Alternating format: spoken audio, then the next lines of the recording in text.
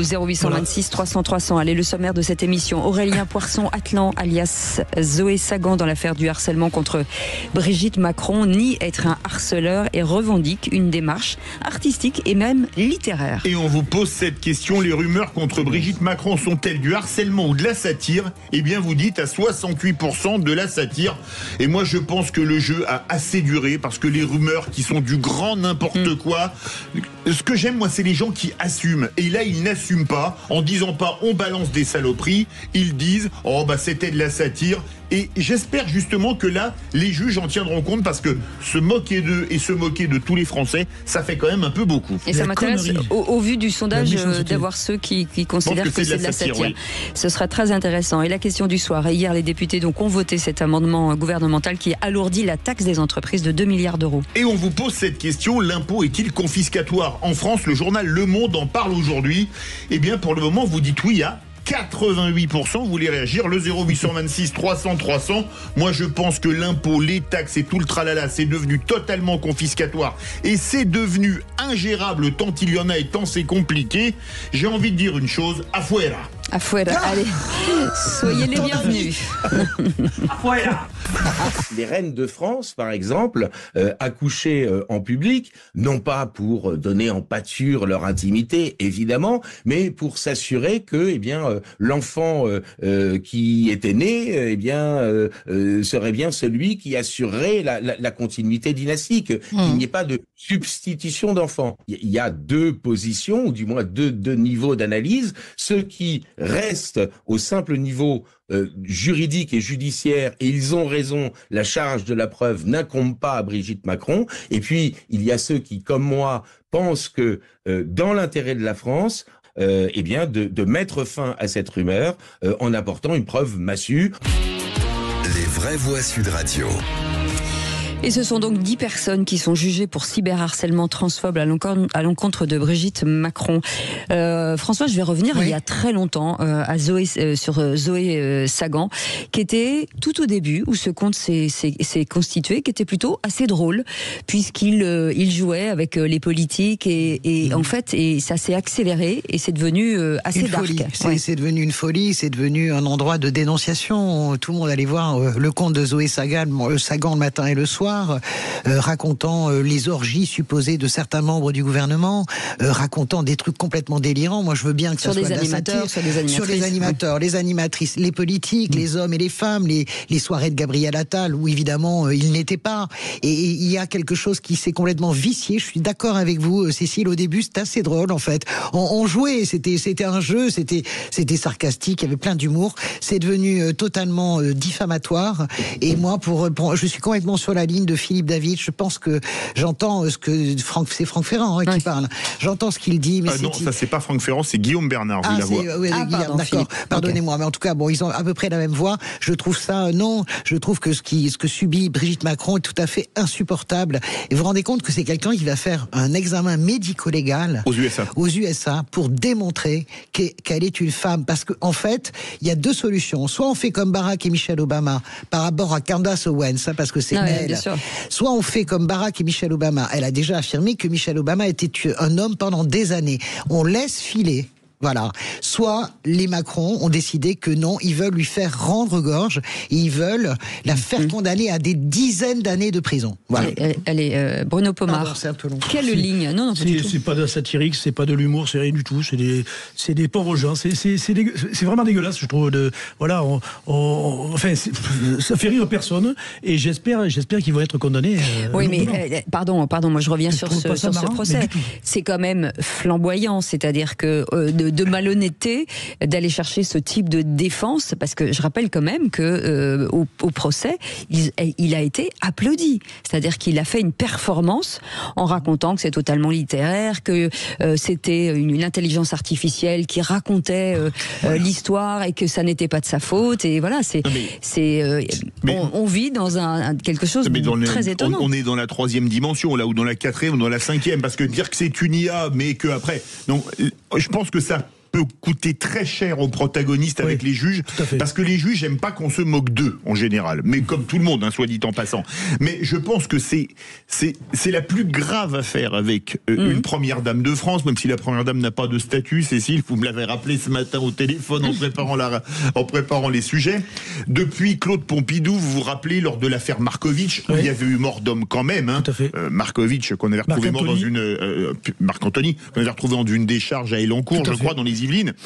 Claude Pompidou, qui était accusé de faire des parties fines avec son mari Georges Pompidou, avec des photos truquées. On a trouvé après qui c'était, mais à l'époque, il n'y avait pas les réseaux sociaux. Donc les rumeurs dégueulasses, ça s'arrêtait entre trois piliers de comptoir au bistrot du coin. Alors, mais maintenant, ça va dans le monde entier. Je suis d'accord avec, là aussi, avec ce que dit Philippe, en ce sens que, mais il y a une précision à avoir, c'est-à-dire que la sexualité des gens qui nous gouvernent est toujours une passion, en réalité. C'est à la fois, c'est un paradoxe français. C'est-à-dire que c'est une passion, on aime bien, mais en réalité, les Français supportent pas qu'on aille au-delà du trou de la serrure. C'est-à-dire que c'est très intéressant, c'est un des derniers pays où vous ne pouvez pas parler de la vie privée des gens qui nous gouvernent. Vous ne pouvez pas le faire. Et moi, je trouve ça très sain qu'on ne puisse pas le faire. Aux États-Unis, on peut tout faire.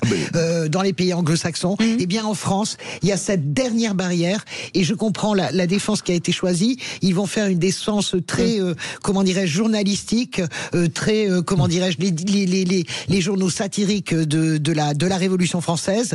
Mais je suis sûr que ça marchera pas. Et ben justement, on reviendra sur certains qui ont dit, on a fait du Charlie Hebdo, et on verra si vraiment autour de cette table vous allez dans ce sens. En tout cas, si, dites-nous vous si pour vous c'est de la satire, et pourquoi de la satire, et si vous êtes d'un autre côté, ulcéré de ce cyberharcèlement. Pour l'instant, c'est pas jugé, donc c'est potentiellement. Et on en parle dans un instant avec ce numéro de téléphone, le 0826 300 300. Soyez les bienvenus, on est ensemble jusqu'à 20h. Sud Radio. Sud Radio. Parlons vrai. Parlons vrai. Sud Radio. Parbus, Philippe David. Autour de cette table se racontent quand même beaucoup de choses qui doivent rester tues. Soyez clairs. Ou qui doivent rester vous, selon ton studio qu'on se voit. Oui, c'est ça. Ça dépend dans quelle situation on se trouve. C'est ça. Est-ce qu'on est deux, plusieurs, 15, 20 Ça s'appelle voilà. C'est des dossiers. Voilà, c'est ça. Non. Il y a du dossier sur Pomard. Honnêtement, je ne sais même pas comment il a pu diriger le raid. Il n'a pas dirigé le raid. Presque. En parlant de raid. Oui. Bref, la clarté dans la confusion. Philippe David, bien entendu, Françoise Degois et Bruno Pomard avec nous aujourd'hui. Et avant la pub, je m'adressais à vous, Françoise, sur l'un des prévenus qui aujourd'hui explique que finalement ils ont fait du Charlie Hebdo. Oui, c'est la grande tradition, je le disais, de la défense, si vous voulez, des journaux satiriques. Vous savez, c'est une très grande tradition française, la liberté de la presse. Et en ce sens, moi, je trouve ça extraordinaire. Je ne suis pas toujours d'accord avec ce que fait Charlie dans ses unes ou qui que ce soit. Et même, je n'aime pas la presse de droite radicale et d'extrême droite, mais jamais je ferai des manifs pour faire fermer CNews ou faire fermer Valeurs Actuelles. Je pense que c'est la grandeur de la France d'avoir, et donc il s'inscrit évidemment dans sa défense dans cette tradition française. Voilà, est-ce que ça marchera? Je ne sais pas, mais en tout cas ils s'inscrivent dans cette tradition, et bien sûr que ça n'a rien à voir avec Charlie Hebdo. C'est quelque chose. Elle serait restée comme au début, Zoé Sagan, enfin l'intelligence, nous n'aurions rien dit. Mais elle est partie, ce site est parti sur des trucs, pas simplement sur Brigitte Macron, c'était délirant, vous vous souvenez, on était même heurtés. C'est sale, hein. C'était crade, on parlait des orgies, c'était sexuel en réalité, c'était absolument orienté vers la sexualité des gens qui nous gouvernent et des animateurs, c'est insupportable. Bruno Pomard. Toutes ces choses, moi, on pouvait les excuser, je sais pas, mais quand il n'y avait pas les réseaux sociaux, le problème c'est qu'il y a eu une extension avec les réseaux sociaux. Les réseaux sociaux, et comme là, il y a toute une partie dans ces réseaux sociaux, c'est des débiles profonds qui prennent ça au premier degré, et ils font monter la pression dans tous les sens, et on voit ce qui se passe malheureusement, c'est catastrophique, oui, quelque part, ça fait peur, quoi. Mais quand on regarde, allez-y Philippe. Non, mais la question qui se pose, c'est que évidemment cette affaire, on en parle parce que c'est Brigitte Macron, et que l'affaire, on en parle dans le monde entier, y compris avec Candace Owens qui raconte n'importe quoi. Mais ce qu'il y a de terrifiant, c'est qu'aujourd'hui, on peut balancer n'importe quelle rumeur pour faire du Chirac abracadabrantesque sur n'importe qui. et que des gens vont le croire. Et pour ça, faire du buzz. pour faire du buzz. Et ça, je trouve ça complètement dingue. Mais je suis d'accord, vous vous rendez compte quand même que l'influenceur Aquababe a quand même annoncé il y a 3 jours la mort de Brigitte Bardot. Oui, je sais. Et c'est délirant. Alors je ne sais pas combien de clics il a eu, parce que maintenant, en fonction de la grandeur de votre compte, vous êtes rémunéré, etc.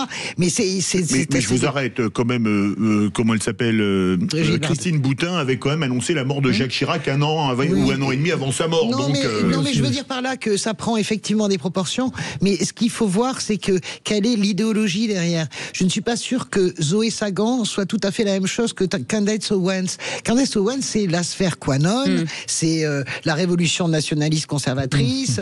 Elle est les homosexuels, elle est le wokisme. C'est vraiment la partie la plus dure du Trumpisme. Donc il y a une idéologie chez Candace Owens. Je ne suis pas certaine. C'est son fonds de commerce. C'est son fonds de commerce. Il y a une idéologie. Trump l'apprécie. Elle a pris activement part à la campagne. Donc c'est une idéologie. Je ne la partage pas. Mais est-ce que Aurélien Zoé Sagan, voilà, et Zoé Sagan, c'est cela? Je suis pas sûr. C'est tout à fait autre chose. Il y a une différence, à mon avis, entre ce qui se passe aux États-Unis sur ces questions-là et ce qui se passe en France. Allez, le 0826 300 300, et c'est Stéphane qui nous appelle de Créteil. Bonsoir Stéphane, pardon. Bonsoir. Bonsoir. Bienvenue sur Sud Radio. Quel est votre avis, vous, sur cette affaire? Mon avis, c'est qu'il n'y a pas de fumée sans feu, pour moi. C'est-à-dire sur quoi? C'est-à-dire que sur le fait que éventuellement, Brigitte Macron serait un homme. Le truc, en fait, moi, ce qui me perturbe, c'est que l'histoire, c'est la rumeur vient de, ça serait son frère Jean-Michel Trogneux qui serait transformé en Brigitte Trogneux. Oui. C'est ça l'histoire, la rumeur. Oui. Elle aurait pu faire taire la rumeur depuis longtemps si elle avait présenté son frère. Il suffisait juste de présenter son frère 2 minutes, juste, on n'a pas besoin de test d'ADN, pas de prise de sang, on s'en fout ça. Juste qu'elle montre son frère et ça aurait fait taire tout le monde. Mais Christophe, moi je suis pas du tout Stéphane, pardon, excusez-moi, décidément, je vais absolument vous appeler Christophe. C'est joli, Christophe. On n'est pas du tout. Enfin, moi, je suis pas du tout d'accord avec vous. Mais après, vous pouvez pas demander à quelqu'un de l'obliger à se justifier parce qu'il y a une rumeur qui démarre. C'est quand même extrêmement violent, quand même, ce que vous demandez. Je vais vous prendre un exemple. Vous dites demain que quelqu'un a commis des viols sur des enfants. Il veut dire, c'est à vous de prouver que vous êtes innocent. Ils vont raconter n'importe quoi. Est-ce que vous comprenez ça, Stéphane? Non, mais ça, oui, je peux le comprendre. Oui. Moi, je veux dire, ça prend des ampleurs telles que elle va même porter plainte. Je comprends pas, moi. Elle a juste avec son frère 2 minutes, c'est tout.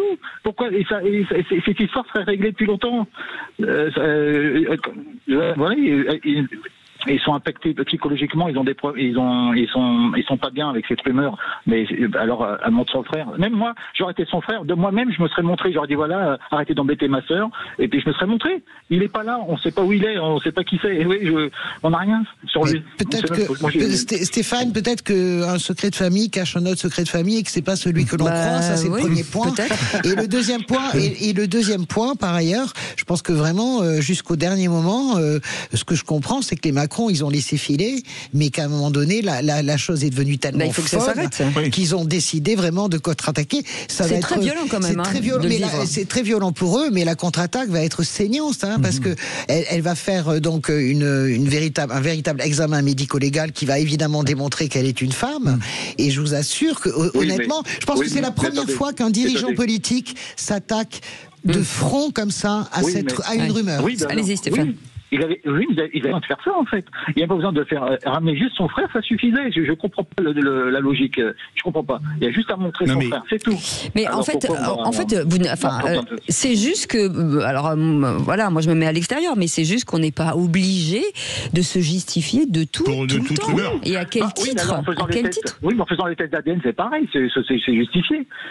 Oui, parce que je pense qu'ils ont décidé de contre-attaquer. Parce qu'à un moment donné, ça commence à bien faire. La justice américaine et que le droit américain n'est pas le droit français. Oui. Puis il est très strict, le droit américain, vachement strict. Qui me dit que le test il sera pas falsifié? Ah bah oui, bah alors là qui dit que la Terre est plate. Moi, je suis pas d'accord avec ça. Oui, bah, vous voyez, non, mais c'est intéressant parce que c'est intéressant ce que vous dites, Stéphane, parce que mais c'est intéressant parce que ça dit à quel point finalement le doute s'est installé dans l'esprit de plein de gens, et c'est exactement ce que Edgar Morin décrit dans un livre formidable qui s'appelle La Rumeurs d'Orléans, qui est un bouquin exceptionnel sur comment part une rumeur et comment elle se développe et comment elle s'ancre. Le collier de la reine qui lui a coûté cher le jour où elle a fini à l'échafaud. Les amis, je vous dis tout de suite, Sheila. Dominique Baudis qui en est mort quasiment. Et regardez au Moyen-Âge, les Juifs, en fait, qu'on d'exterminer parce qu'on accusait d'empoisonner les puits. Voilà. Merci, en tout cas, Stéphane, merci de nous avoir appelé au 0826 300 300. Tout de suite, on n'y croit pas. Les vraies voix Sud Radio.